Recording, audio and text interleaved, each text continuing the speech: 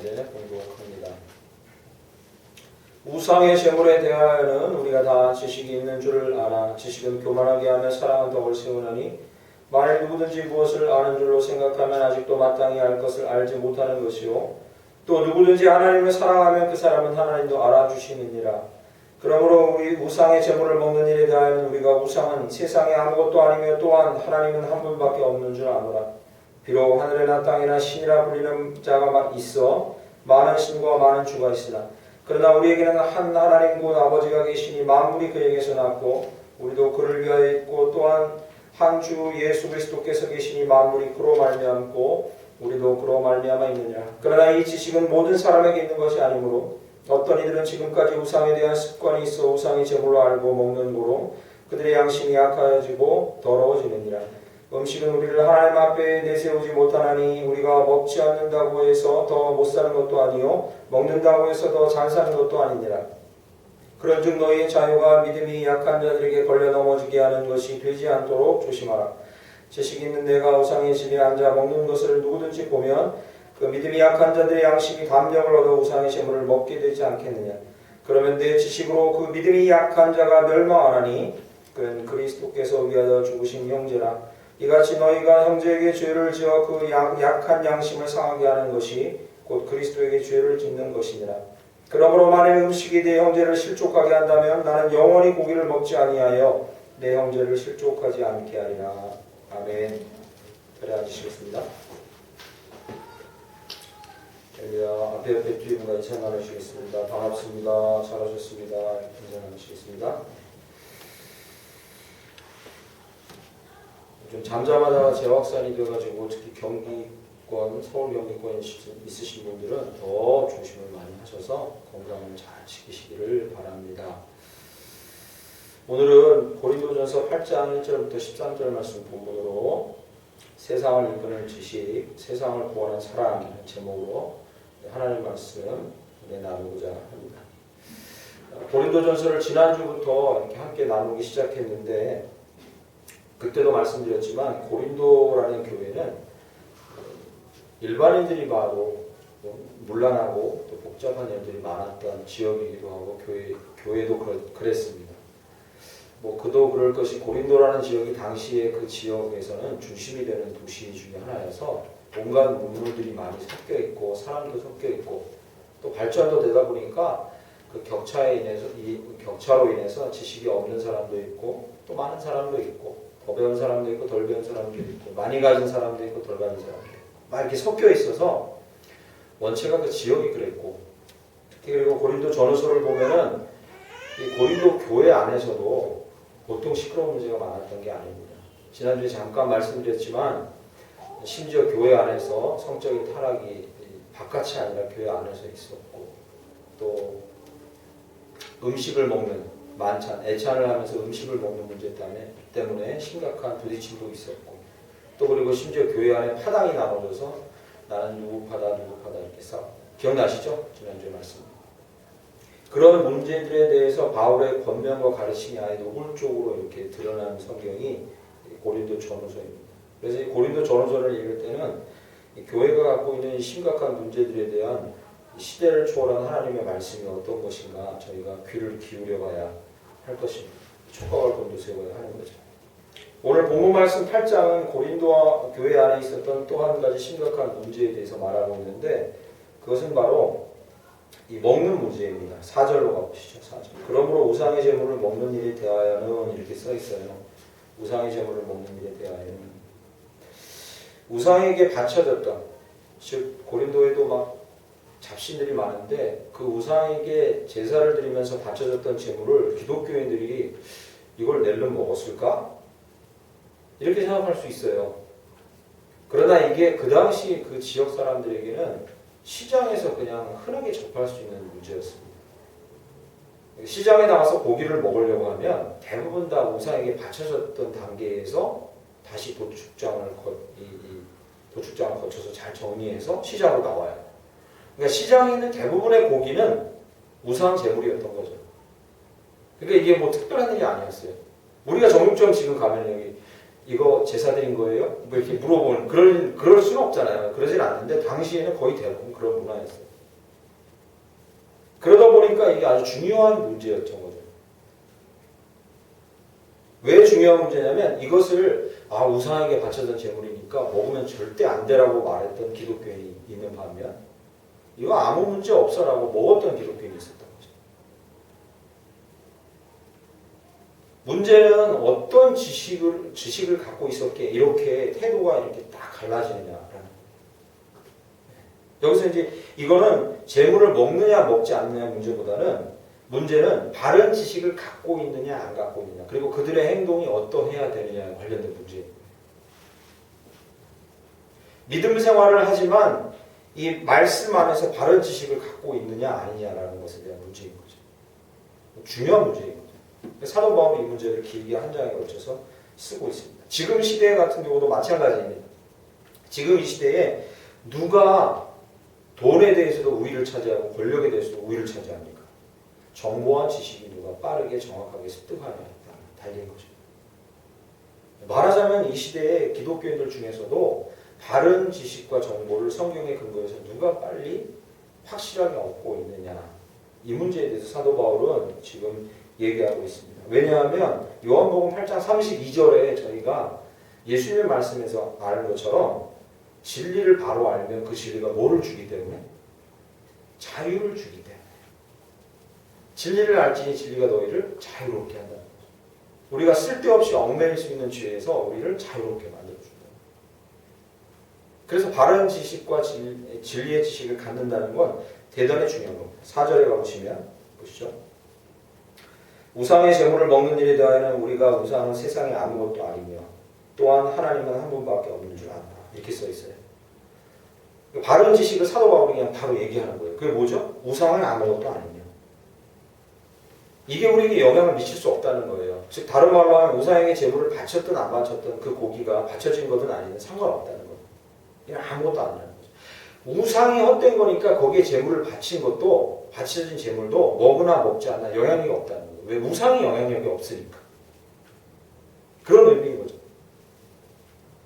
이게 바른 지식인 거예요.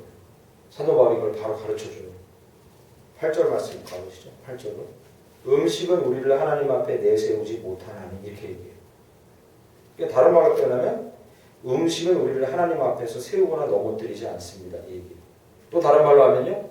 우상에게 바쳐진 제물이 고기로 나왔는데 그걸 먹느냐 먹지 않느냐 가지고 우리의 신앙이 어떻게 되지 않아요. 이 얘기를 하는 거죠. 그 얘기예요. 이게 바른 지식입니다. 그러니까 많은 분들이 저한테 와서 제사상에 가서 절은 진짜 안 하는데요. 저희 집 제사는 절은 안 하는데 그걸 올렸던 거를 조상에게 올렸던 걸 또 먹어요. 먹어야 돼요? 이렇게 질문하시는 거예요. 먹어도 됩니다. 조상신이 아무런 영향력이 없으니까 돌아가신 분들이니까 지옥 갔거나 천국 가 둘 중에 하나인 거죠. 절하시는 집안이면 대부분 지옥 가셨겠죠. 그럼 어쨌든 조상의 신이 아무런 영향력이 없으니까 그 음식을 먹는 건 아무런 이상이 없어요. 그 얘기를 하고 있는 거예요. 진리를 배우고 깨닫고 그 안에서 참된 자유를 누리는 건 대단히 중요합니다. 대단히 중요해요. 코로나19 시대가 터지면서요, 교회 안에서 또는 교회 밖에서 교회에 대한 정의를 내리는, 교회가 뭐냐, 예배가 뭐냐라는 것에 대한 정의를 누릴 때 바른 지식을 찾아가고 있는 것 같아서 오히려 코로나19 시대가 너무 고통을 주긴 했지만 교회에서 이런 논쟁과 논의가 심도 있게 있다는 것에 대해서는 오히려 긍정적입니다. 이제까지는 그냥 아무런 소속감도 없고 아무런 마음의 느낌에 어떤 다른 것도 없이 그냥 주일에 큰 교회 와가지고 예배 한번 딱 드리고 마음에 그냥 불안감 조금 없애고 이렇게 간 거 정도였다면 그런 교회가 코로나가 터지면서 교회 안에서 교회와 예배의 정의에 대해서 심각하게 논의를 하기 시작했어요. 그래서 드디어 바른 지식을 그들은 갖기 시작한 거죠. 그러면서 이제 이렇게 얘기하기 시작해요. 교회는 건물이 아닙니다. 건물이 있고 거기 그 건물 자체가 교회가 아닙니다. 그리고 일주일에 한 번 모여서 예배하는 것만큼이나 삶의 예배가 중요합니다. 뭐 이런 것들을 이제 알기 시작한 거죠. 평소에 그런 게 관심이 없던 분들도 그런 거에 막 관심을 갖기 시작한 거죠. 바른 지식을 그리스도 안에서 갖기 시작한 거죠. 그건 대단히 좋은 일이라고 저는 믿어요. 대단히 좋은 일이죠. 건물 자체, 예배 형식 이런 것에 대한 맹신에서 벗어나게 해주는 거죠. 좋은 효과입니다. 저희도 저희 성도님들도 그리고 저와 아는 모든 그리스도인들, 성도님들도 이런 맹신에서 벗어나서 바른 지식을 내가 알고 있는 것에 대해서 의심을 던져보고 바른 지식을 주안해서 쌓아가는 저와 여러분들에게 간절히 축원합니다. 가진 만큼 자유하게 됩니다. 우리 신앙. 그런데 이 지식은 동시에 이 바른 진리에 대한 바른 지식은 동시에 자유를 주는 동시에 교만을 준다는 거죠. 이게 이제 사도 바울이 오늘 진짜 하고 싶은 이야기입니다. 이 바른 지식은 우리에게 자유를 줘요. 동시에 교만을 줘요. 8장 1절 보시죠. 우상의 제물에 대하여 우리가 다 지식이 있는 줄 아나 지식은 교만하게 하며 이렇게 써 있습니다. 참 아슬아슬한 일이에요. 우리는 그리스도 안에서 지식을 쌓아가야 돼요. 변할 수 없는 사실입니다. 그러지 않으면 잘할 수가 없어요. 자유함이 없이 성도인데도 갇혀지네요. 온갖 이야기를 해요. 그런데 지식이 쌓아가고 지식이 넓어질수록 희한하게 교만해질 가능성이 크다는 거죠. 어떤 식으로요? 오늘 본문 말씀 10절로 가보시죠. 10절 지식 있는 내가 이렇게 써 있어요. 지식 있는 내가 우상의 집에 앉아 먹는 것을 누구든지 보면 이렇게 써 있죠. 그죠? 이 지식 있는 내가라는 데 얘기를 할 때 이 지식이 뭐겠습니까? 4절과 8절에 얘기했던 그 지식이에요. 음식은 아무것도 아니에요. 우상이 아무것도 아니니까 먹어도 돼요라는 지식이죠. 그런 지식이 있는 사람이 자기는 아무런 거리낌 없이 우상의 집에 앉아서 거기서 물린 고기를 바로 먹는 거예요. 그냥 요리해서. 말하자면 그걸 얘기하는 거죠. 그리고 시장에 사서 그걸 아무런 거리낌 없이 먹는 거예요. 그걸 얘기하는 거죠. 그것을 누구든지 보면 그 믿음이 약한 자들이 양심이 담력을 얻어 우상의 제물을 먹게 되지 않겠느냐 이렇게 얘기해요. 그러니까 그걸 먹는 것까지는 좋은데 그걸 믿음이 약한 자들, 여기서 정확하게 해석하면 믿음이 약하다는 게 아니에요. 아직 지식이 거기까지 이르지 않은 자들. 그걸 들었으나 그런 이야기를 듣긴 했으나 우상 제물을 먹어도 된다는 얘기를 듣긴 했으나 그걸 받아들이지 못한 자들 같이. 그 지식을 자기 걸로 받아들이지 못한 자들이 보면 여기 보세요. 양심이 담력을 얻어 우상의 제물을 먹게 되지 않게. 여기서 양심이라는 단어를 썼다는 걸 기억해야 됩니다. 우상 제물을 먹어도 된다는 확실한 믿음을 가지고 먹은 게 아니라 그냥 양심상 되나? 하고 그냥 먹어요. 저 사람이 먹었으니 나도 되겠지라는 정도의 생각으로 먹은 거예요. 양심이 담력을 얻어 우상 제물을 먹게 되지 않겠느냐. 11절이요. 그러면 내 지식으로 그 믿음이 약한 자가 멸망하나니 그는 그리스도께서 위하여 죽으신 후되니라. 먹고 나서 자책한다는 거예요. 먹을 때까지는 저 사람도 먹었으니 나도 먹었으니 아무렇지 않겠지 먹었는데 먹고 나니까 속에서 온갖 갈등이 발동하는 거예요. 나는 이제 벌 받겠구나 하면서 막 발동을 하는 거예요. 왜? 확실한 믿음을 갖고 먹지 않았으니까. 이거 괜찮다는 믿음을 가지고 먹지 않았어요. 갈등이 일어나는 걸려 넘어진다는 거죠. 9절 말씀 표현대로 하면 걸려 넘어진다는 거죠. 당시 지식을 통해 자유를 경험한 자들이 깨닫지 못한 자들 앞에서 그들에게 잘못된 판단을 하게 하고 스스로 넘어져서 절망하게 하는 일들이 비일비재했다는 거죠. 이 문제가 고린도 교회 안에 있었기 때문에 사도 바울이 편지를 쓰면서 지적하고 그래서 사도 바울은 결론 내립니다. 1절에 뭐라고요? 지식을 갖고 있는 자들아 자칫하면 교만해지니까 그러지 말아라. 건물은 교회가 아니고 형식으로서의 예배 이거 노골적으로 이런 거 추구해서는 안 됩니다라고 비난하지만 그러나 조심해야 합니다. 상당히 조심해야 합니다. 온전히 그런 깨달음을 얻지 못한 그런 지식을 자기 걸로 흡수하지 못한 사람들에게 이것은 양심의 단대함을 얻어서 종교를 떠나거나 예배를 소홀히 하거나 교회를 멀리할 기회를 주기 때문에 조심해야 됩니다. 마음속에 확신도 없는 사람들이 건물이 교회가 아니에요. 진짜 성도들 간의 그 교제와 그리고 하나님 경험이 예배의 본질입니다라고 이런 얘기를 듣게 되는 사람들은 그러면 어떻게 받아들이냐면 편리한 대로 믿으면 되겠구나라고 받아들일 수 있어요. 그럼 그 사람들은 걸려 넘어져요.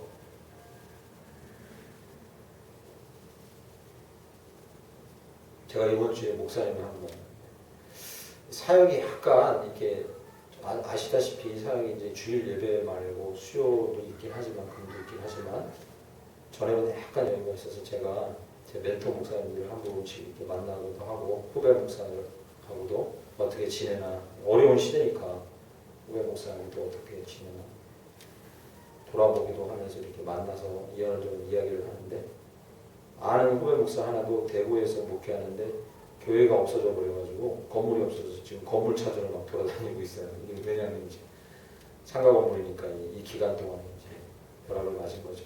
그래가지고 감당이 안 돼서 건물이 갑자기 없어졌어요. 찾아다니는 목사도 있고 여러 목사들이 있어요. 그래서 이번 주에도 한 번 만났는데 아니 그 목사님이 젊은 목사인데 목사님에서 그 얘기를 하는 거예요. 꼭 교회 가서 이렇게 드려야 돼요. 집에서 경건하게 이 얘기를 갑자기 또 꺼내는 거예요. 그래서 제가 가슴이 철렁했어요.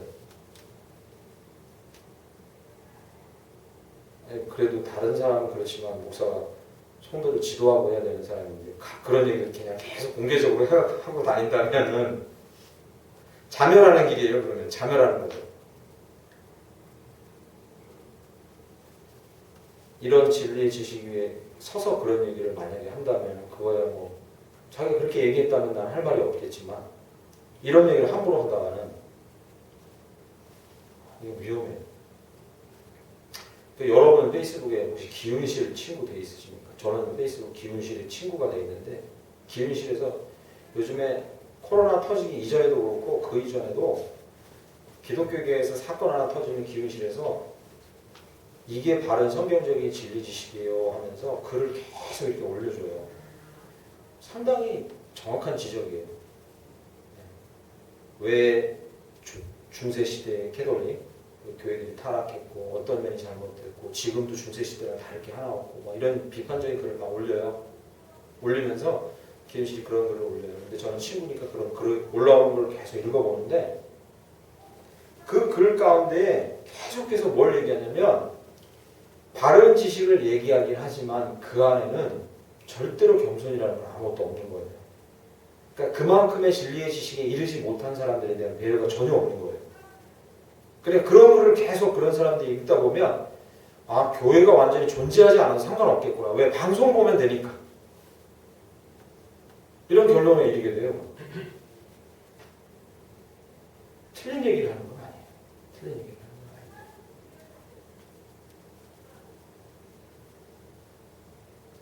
우리가 하나님 아버지 앞에서 구원 얻는 길은 개인적인 겁니다. 예수 안에서 내가 신앙 고백하고 구원 얻습니다. 그러나 교회 공동체로서 구원의 삶을 사는 것은 결코 나로서 살 수 없습니다. 그렇게 살아서는 안 돼요. 그렇기 때문에 모이는 교회가 중요합니다. 나로서 만약에 신앙생활을 하는 게 하나님이 믿는 자들에게 허락한 길이라면 그렇다면 교회가 없어도 상관없어요. 자기 믿음은 자기가 지킵니다. 그런데 구원 얻은 자가 신앙생활하는 길은 나로서의 길이라는 건 있을 수 없어요. 우리로서의 길만 있어요.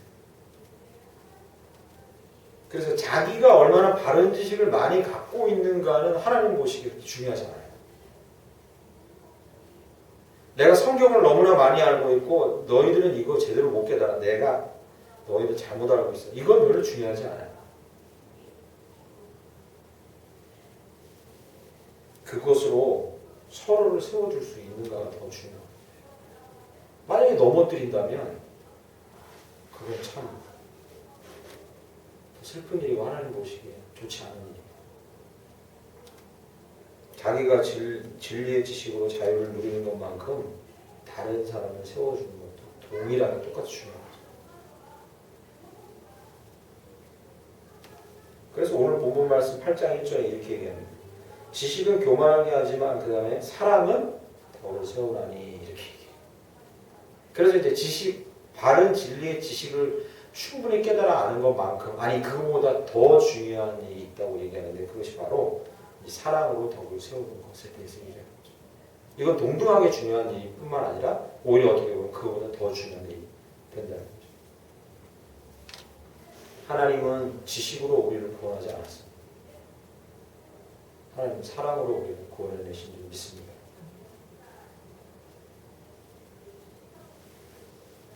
너희가 이전에 아담이 지었던 죄를 다 사죄하고 내 앞에 용서를 빌어 그러면 구원 얻게 될 거야 라고 말로 지식을 가르쳐 준 걸 구원하신 게 아니라 아들을 죽이시고 즉 자기를 죽여 사랑으로 구원을 행하신 겁니다.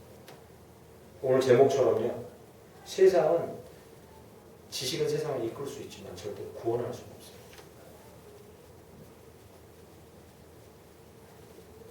이 절과 3절 말씀을 읽어보시죠. 이것도 해석하기 쉽지 않지만 조금 편하게 해석해드리면 2절에 만일 누구든지 무엇을 아는 줄로 생각하면 아직도 마땅히 알 것을 알지 못하는 것이요 또 누구든지 하나님을 사랑하는 그 사람은 하나님이 알아주시느니라 이렇게 써 있습니다.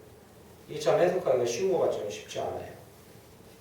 이렇게 한번 읽어보면요. 종종 우리는 이런 질문에 답하기 위해 즉 복잡한 질문 뭐가 진짜 진리냐 바른 진리냐 이런 문제에 답하기 위해 알아야 할 모든 것들을 알고 있다고 자만하기 쉽습니다. 그렇죠. 그러기 쉬워요. 내가 한 10년 더 믿었는데 뭐 이러면서. 그러나 교만한 지성보다는 겸손한 사랑의 마음이 우리에게 더 많이 도움이 됩니다. 하나님 한 분만이 모든 것을 아십니다. 이것을 인정할 때까지 우리는 제대로 알고 있다고 말할 수 없습니다. 맞죠?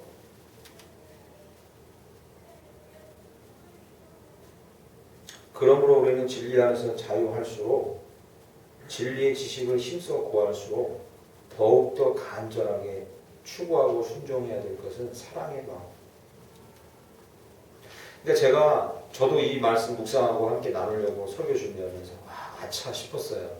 뭐냐면 코로나 시대 우리 성도들 어떻게 교회론에 대해서 이렇게 막 방송 설교 나오고 실시간 방송 나오고 교회론이 무너지고 예배도 그렇고 하는 이 상황에서 그렇다고 다 나와서 막 부대끼면서 예배드려도 된다고 말하기도 힘들고 막 이런 상황이 있어서 어떻게 바르게 가르쳐야 될까 바른 설교를 해야 될까 이런 부분에 계속 막 부담을 막 이만큼 안고 있다가 이 말씀을 보니까 그게 아니라는 걸 알게 된 거예요. 아주 작은 진리라도 우리 이미 알고 있으니까 그걸 지금 저에게 많이 부어달라고 할 게 아니라 오히려 덕을 세우는 사랑을 많이 부어달라고 해야 됩니다. 이런 시대일수록 오히려 덕을 세우기 위해 사랑을 저에게 더 많이 부어주세요라고 강구를 해야 됩니다. 왜? 이미 기본적인 지식을 우리가 알고 있어요. 하나님의 사랑이 우리에게 부어지며 그 사랑으로 다른 이들을 사랑으로 대하라는 그게 이 시대를 잘 이겨나가고 통과하는 길이 될 수 있겠구나. 오늘 말씀을 통해서 사도 바울의 이야기를 통해서 깨닫게 돼요. 만약에 이 시대 사람들에게 사도 바울이요 이렇게까지만 결론을 내고 말았다고 해보세요. 먹어도 돼. 끝. 이러면 8장에서 얘기하는데 그거 고기 먹어도 돼? 하고 나면요. 여기 미칠 파장이 뭐겠습니까? 믿음 약한 사람은 뭐 이제 설 곳이 없는 거예요. 완전히 막 극심한 대립이 더 일어나는 거예요. 그렇게 결론 내고 끝내지 않아요. 지식이 바른 지식은 이거 맞다. 그러나 그것으로는 사람을 걸려 넘어지게 할 뿐이다. 거기에 사랑의 덕이 반드시 있어야 한다. 이렇게 정말 좋은 결론이죠.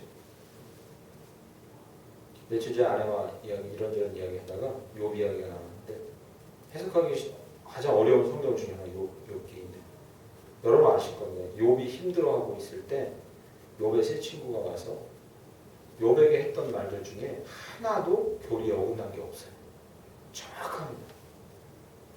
정확한 이야기를 막 엄청 길게 이야기해요. 저와 여러분이 알다시피 그 이야기가 욥과 그리고 욥기를 읽는 사람들에게 도움이 안 되고 분노를 오히려 일으키는 이유가 무엇입니까? 그걸 저희는 알고 있어요. 그게 뭐예요? 욥의 마음을 공감하거나 위로하거나 사랑하려는 의도는 아무것도 없는 거죠. 그냥 아주 정확한 바른 진리만 전달해 주는 거예요. 그런 건 쓸모없는 거죠. 사도 바울의 심정도 그런 거예요.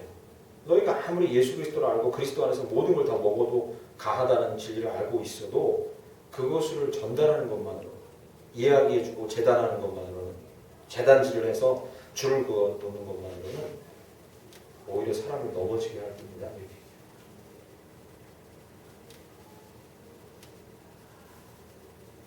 그래서 아시는 집사님들이 전화해서 자기 교회도 한 2만 명 되는 교회인데 가장 아쉬운 게 하나 뭐냐면 방송 설교도 정말로 품질이 좋게 해가지고 실시간 방송도 되고 녹화 방송도 되고 교회 나와도 되고 이런 시스템이 다 갖춰져 있는데 자기가 정작 아쉬운 건 무엇이냐면 바쁘시면 톡으로 하든지 아니면 전화로 해도 정말 바쁘시면 톡으로 자기가 진짜 원하는 건 뭐냐면 성경 구절 하나 주고 힘드시죠라고 한마디 건네주는 게 자기가 진짜 원하는 거예요.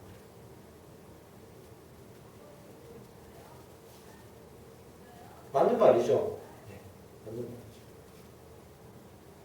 우리 교회는 코로나19 시대에 포스트 코로나19 시대 이후의 시대를 대비해서 이렇게 교회는 가야 합니다라고 정말 바른 진리들을 가르쳐주는 것도 좋지만 성도로서 자기가 자기 입장은 위로의 말 한마디를 그냥 전해주는 게 자기가 훨씬 더 힘이 됩니다. 그러면 지식과 사람의 이 관계를 어떻게 해석해야 되느냐가 나와 있으냐. 그렇다고 지식을 버릴 수는 없는 거예요. 그렇지 않습니까? 지식은 쓸모없는 거예요. 이렇게 할 수는 없어요. 그러니까 여기 지식을 교만하게 한다는 건 지식을 잘못 사용해서 교만하게 되는 거죠. 그러면요. 이런 비유를 기억하십시오. 전에 한번 제가 썼던 비유인데 기억하세요? 지식은 이 말하자면 자동차의 기어예요. 지금은 수동 운전을 안 하시니까 기어의 효능을 잘 모르실 텐데 수동 운전 해보셨던 분은 알아요. 지식은 이 차를 운전할 때 기어 같은 거예요. 그리고 사람은요 엔진 같은 거죠.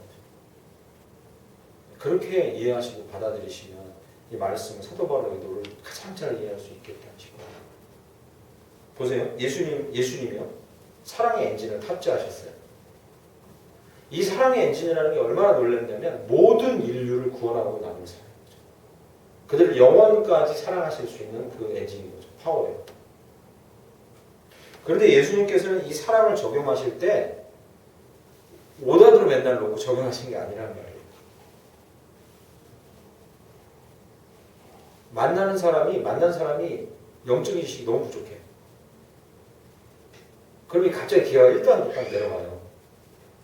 그래서 진득하게 뚝심을 가지고 기다려주면서 그 사람이 물을 달라요. 구원에 대해서 얘기하기 전에 물을 달라고 적거리요. 진득하게 하셔야 돼요. 네 집 들어가서 먹겠다 하고 같이 3년을 다녀요. 진득하게. 이게 지식이에요. 상대방이 어느 정도를 갖고 있냐에 따라서 기어 조절을 하는 거죠. 수동 운전 해보셨죠? 1단을 넣고는 엔진이 아무리 좋아도 나가질 않아요. 대신 힘 좋게 끈끈이 언덕이라도 올라가요. 아무리 험한 언덕도 올라가요. 그러나 그런 예수님임에도 불구하고요. 요한복음에 보면 예루살렘에 올라왔는데 성전에서 장사하는 걸 보니까 어떻게 하셨어요? 기가 갑자기 5단으로 딱 올라가는 거죠. 그러면서 산 다 뒤집고 막 난리를 치는 거예요. 막 거기서. 동기는 똑같아요. 엔진은 똑같아요. 사랑의 엔진이에요. 너무 마음이 아픈 거예요. 성전을 이렇게 하는 거예요. 동기는 똑같아요. 엔진도 똑같아요. 근데 기어가 전진하는 기어를 넣은 거예요. 확 앞으로 가는 기어를 넣을 거예요. 빨리. 사랑의 엔진으로 밀어붙여야 된다고 판단하셨을 때는 마치 미친 사람처럼. 성경의 표현이에요. 저를 삼키리라 했잖아요. 완전히 정신이 나가 미친 사람처럼 속도감 있게 무서울이 많지 열정적으로 진짜 전진을 해요.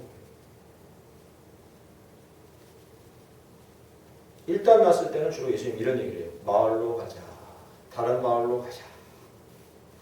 여기서 막 뭐가 잘 되고 있는데 다른 마을로 가자. 갑자기 오토도 운전해 보신 분 기억나실 거예요. 100으로 가다가요. 갑자기 속도를 줄이는데 브레이크를 안 밟고 줄이는 방법이 1단으로 갑자기 내려버리면 차가 가다가 확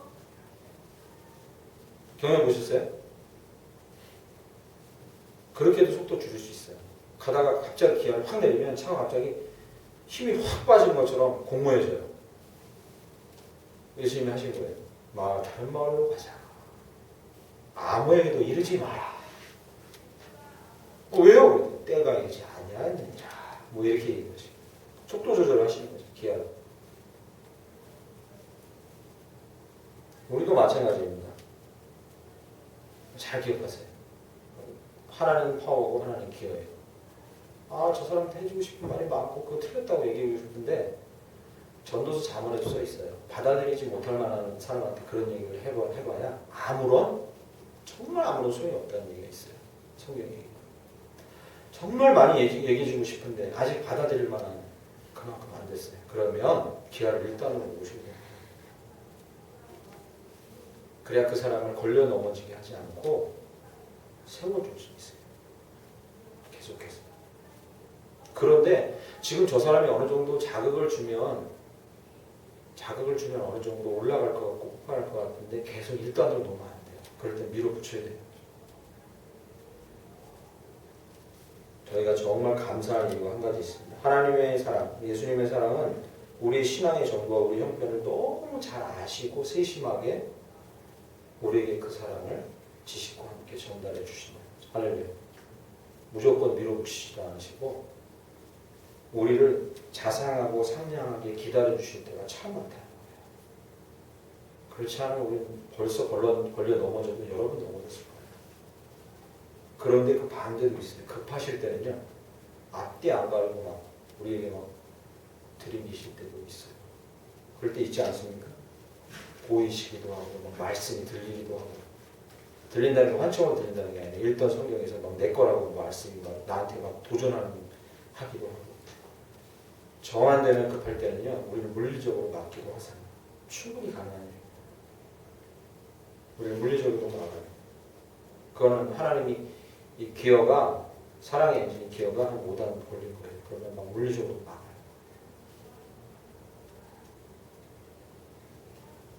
하나님은 터질 듯한 사랑의 엔진을 마음에 장착하셨지만 정말 세밀한 진리 지식의 기어를 장착하고 계세요. 사도 바울이 우리에게도 그렇게 하라고 권면하고 있는 거예요. 고린도 교회에도 그렇게 하라고 권면합니다.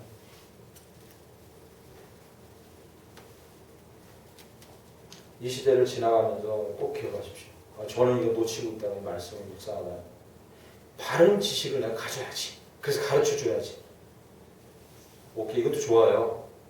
동시에 내 눈에 눈물이 메말랐고 내 감정이 뜨거워지는 것이 없는가라는 것에 대해서도 이런 시기를 지날 때는 이걸 동시에 반드시 기억해요. 말씀을 맺겠습니다. 이거 설교를 전하려고 이렇게 설교 준비하다가 마지막에 한 몇 년 전에 봤던 그 영화 보헤미안 랩소디라는 영화 떠났어요. 여러분 보셨습니까? 좀 제법 길어요. 그 외에 퀸이라는 전설적인 세계적 그룹의 얘기인데 그 주인공은 물론 리드 보컬 하는 프레디 머큐리 주인공이죠. 물론 그 그룹이 4명으로 이루어진 그룹이긴 하지만 보컬 프레디 머큐리 잡놈이에요. 한마디로 말하면 청년 때 막 대학 보내놨더니 대학 공부 안 하고 아버지 속색이고 독실한 캐톨릭 집안이었는데 막 성적으로 물러나고 결국엔 동성애예요. 결국엔 에이즈를 죽잖아요. 에이즈 합병증 폐렴으로 죽어요. 알려진 바로는. 근데 그럴 수밖에 없어요. 양성애자는. 영화 보시면 알겠지만 그 바에 가가지고 술집 아직 유명한 보컬이 되기 전에 바에 가서 딱 눈에 꽂혔던 한 여자를 쫓아다니면서 그 여자만 사랑을 해요. 처음에. 그래갖고 반지까지 주고 결혼하잖아요. 그래 놓고서 남자들하고 또 연애하고 다녀요. 어떻게 보면 영화 이렇게 쭉 지켜보면 잡놈이에요. 그런 잡놈이 없어요. 세상 잡것이에요. 엄청 물란해요. 영화를 다 끝나고 보면요. 기독교적인 시각으로만 보면 인간보다 이 한마디가 입에서 나와요. 그러면 안 해요, 저는. 아니, 뭐 공연 다니다가 미국 투어 공연 다니다가 눈에만 딱 걸리면 남자하고 같이 그냥.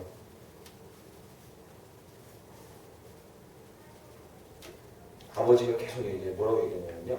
그 아버지가 독실한 캐톨릭 신자고 미국, 영국 피 안 섞이고 독특한 피가 섞여 있어요. 네, 다른 민족 피가 섞여 있어요. 아버지 때부터. 아버지가 프레드 머큐리고 그래요. 그거 충격적인 얘기가 이 설교랑 똑같아요. 바른 말, 바른 지식, 바른 행동. 난 너에게 그걸 원한다. 계속 그 얘기해요. 영화에서. 아침에 애가 학교 간다 그러면 앉혀놓고 바른 말 이렇게 얘기를 해요. 그럼 애가 막 어릴 때는 그걸 그대로 받아들이다가 나중에 어떻게 하냐면 나중에 대학 때 이제 그 팀 멤버들을 만나러 바에 가기 직전의 장면이 인상 깊어요. 바른 행동 알았니? 나가다가 프레드 머큐리가 뒤돌아서 오면서 뭐라 그래요? 그래서 아빠 어떻게 됐어요 지금? 이렇게 말하고 나가버려요. 지금 아빠 모습은 어때요? 라고 이제 얘기하고 나가고 반항해요. 그 다음부터 이제 막 어울려다니고 그때부터 이제 그룹이 결성돼요. 그런데 이 영화를 이렇게 계속 보고 있으면 아버지가 변하고 있다. 우리 부모가 변하고 있다는 걸 보여요. 아버지가 바른 말과 바른 행동을 계속 요구하다가 나중에 아들을 이제 안아주고 있다는 걸 보게 돼요. 아들을 그냥 그대로 안아주고 있다는 걸 보게 돼요. 나중에 그래서 이제 프레드 머큐리가 이제 에이즈가 걸렸다는 걸 알고 나서 마지막 공연, 전 세계 당시로는 가장 많은 사람이 모였던 자선 공연에 이제 공연하러 올라가는 직전에 아버지가 안아주려고 하니까 프레드 머큐리가 먼저 얘기해요. 바른 행동. 이렇게 얘기해요. 아버지의 사랑이 그 아이를 그렇게 동기를 불러일으킨 거예요. 이제 그렇게 방탕하게 살다가 마지막에는 자기가 거의 폐인까지 갔다가 다시 재기해서 일어날 수 있는 힘이 뭐였냐면 나도 죽기 전에 자선 공연 해봐야겠다 이런 마음이 생긴 거예요. 그걸 여정을 다 겪고 나서. 근데 저는 그렇게만 보진 않아요. 그 여정 가운데 그에게 부어진 아버지 사랑이, 바른 지식을 강조했던 그 아버지에게 사랑이 겸비되고 있었기에 그가 이제 마지막에 그 폐인의 모습에서 다시 일어나가지고 마지막 공연을 해요. 그러면서 아버지한테 나도 바른 행동 해보고 싶다. 그렇게 해요. 그래도 제가 보기엔 잔놈이에요. 본받을 거 하나도 없는 것 같아요. 뭐 음악성 하나 탁월하죠. 음악성 하나. 저도 좋아하니까 그 노래. 보헤미안 랩소디. 좋아하니까요. 음악성 하나 그런데 본받을 거 하나 없어요. 그런데 영화 전체상 보면 아버지와 프레드 머큐리 사이에 그 미묘한 관계를 중간중간에 그리는데 이 오늘 본문 말씀이 너무 떠오르더라고요. 영화가. 하나님께서는 가슴에 엄청난 그 사랑을 장착하고 계세요. 이 엔진은 쉽지 않아요. 절대로. 어마어마하게 뜨거워요. 우리를 향한. 여러분 각자를 향한. 저를 향한. 그래서 제가 그게 얼마나 감사하냐면 그걸 막 사정없이 저한테 막 기여 없이 부어주셨다면은 저는 오히려 그 하나님의 지나친 관심 때문에 고사했을 거예요.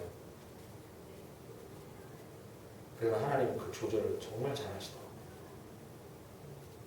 이 시대에 우리가 어떻게 이 위기를 넘겨야 될지 모르는 이 시대에 하나님께서는 우리를 그렇게 사랑으로 그리고 또 적절하게 대해주시는 은혜를 입으시길 간절히 축원합니다. 그리고 더불어 우리도 그렇게 되기를 소망합니다. 우리가 사랑하는 사람, 주변 사람들에게 사랑의 마음을 장착하고 그리고 지식의 기여를 가지고 그들을 제대로 이끌 수 있도록 우리가 이렇게 그런 영향을 미칠 수 있는 사람으로 만들어 주실 줄 믿습니다. 찬양하고 기도하겠습니다. 하늘에 나는 새도 주 손길을 돌보시네. 온 땅에 충만한 주의 사랑 내 마음을 덮으소서. 찬양드리고 지식은 세상을 이끌지만 사랑은 세상을 구원합니다. 아버지 우리로 사랑과 지식으로 충만한 자들 되게 하옵소서. 이렇게 찬양합니다. 기도하며